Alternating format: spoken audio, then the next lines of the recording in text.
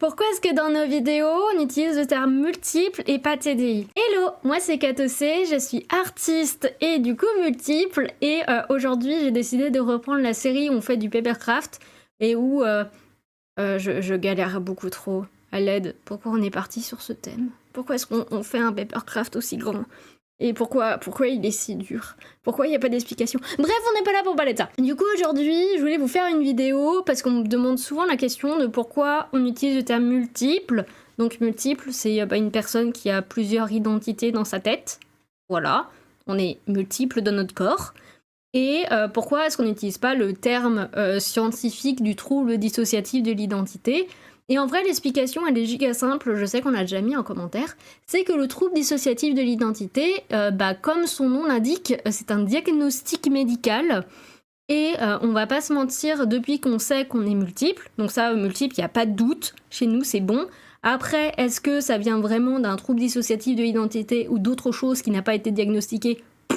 Parce que voilà, je crois que le borderline peut avoir des alters également. On pense pas être borderline, ça, il n'y a pas de souci là-dessus. Mais bref, tant qu'on n'a pas été voir un vrai psychiatre et qui nous dit « Bonjour, vous avez un trouble dissociatif de l'identité », paf, on n'utilise pas ce mot-là, on utilise le mot multiple, parce que ça, il n'y a pas... En fait, dans notre quotidien, ça, on le sait, il n'y a pas besoin d'être diag ou tout ça, on le vit assez au quotidien pour le savoir.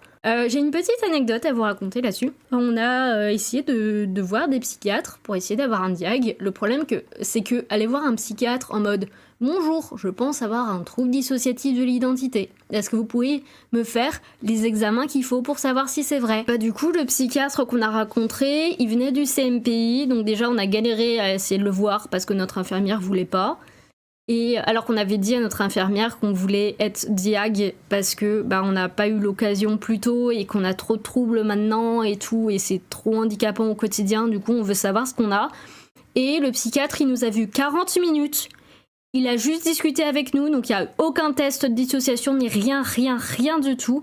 Et vraiment, le gars, il a juste fait ok, c'est l'anxiété et vous êtes immature. Du coup, je suis immature avec des amis imaginaires. C'est vraiment le compte-rendu du psychiatre.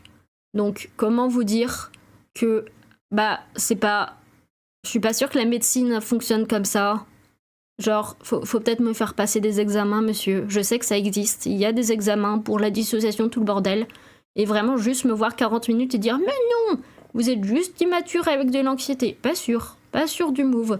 Du coup, on va quand même continuer à chercher d'autres psychiatres, mais j'avoue que cette fois-là, ça nous a un peu refroidi. On va pas se mentir.